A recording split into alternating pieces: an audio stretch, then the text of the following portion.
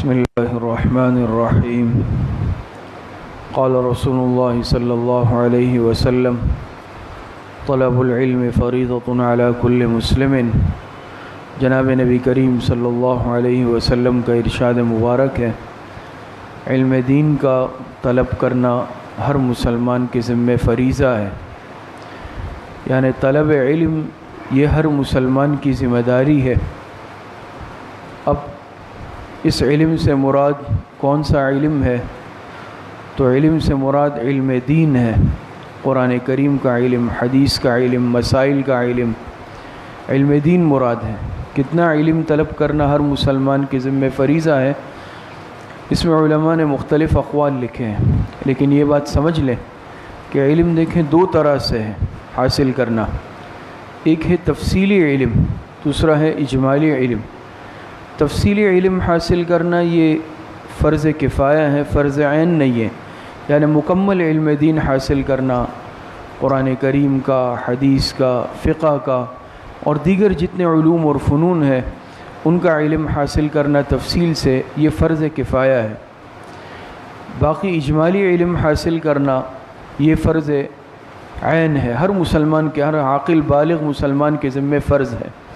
اتنا علم حاصل کرنا کہ جس سے اسے حلال حرام کی تمیز ہو، جائز ناجائز کا پتہ چل سکے، فرائض جان سکے اور واجبات جان سکے. اتنا علم حاصل کرنا یہ ہر مسلمان کے ذمہ فرض ہے.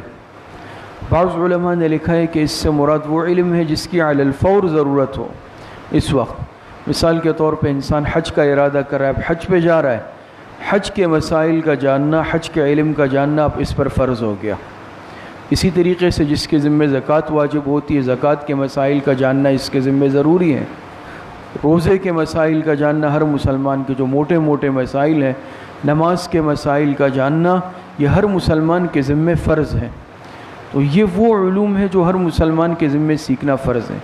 اسی طریقے سے قرآن کریم سیکھنا، اور اتنا قرآن انسان سیکھ لے کہ صحیح تلفظ اور تجوید کے ساتھ اسے پڑھ سکے، تاکہ انسان کی جو نماز ہے وہ صحیح طریقے سے اور مسنون طریقے سے ادا ہو سکے.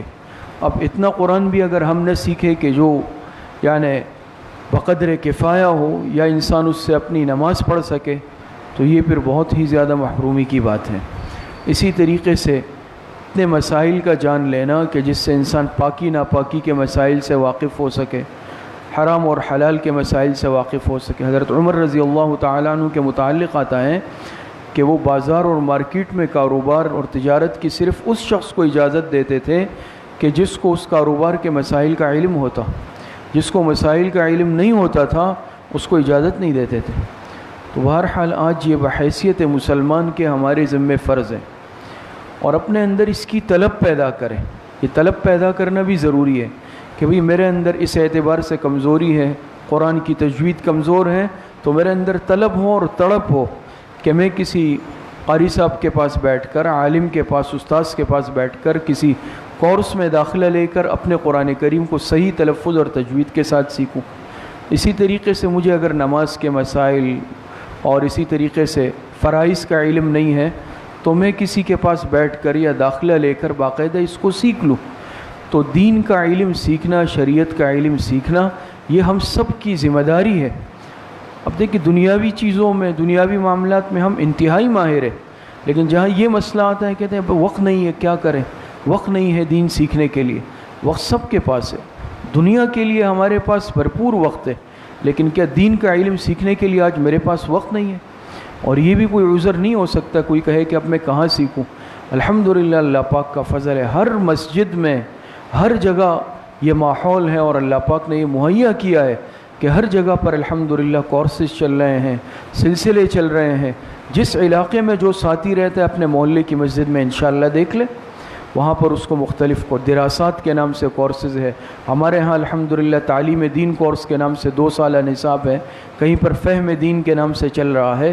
ہر محلہ، مسجد، ہر جگہ الحمدللہ آباد ہے.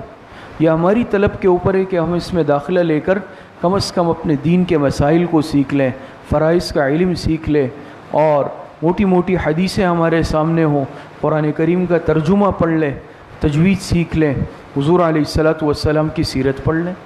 تو ایک درخواست یہ ہے کہ تمام ساتھی اپنے اندر طلب پیدا کریں، اور طلب کا مقصد یہ ہے کہ اس پر عمل پیرا ہو کر باقاعدہ ایسے علماء کے ساتھ جڑیں، ایسے دینی حلقوں کے ساتھ اور ایسے کورسز میں لازمی داخلہ لیں تاکہ دین کا علم ہم سب کو آ سکے۔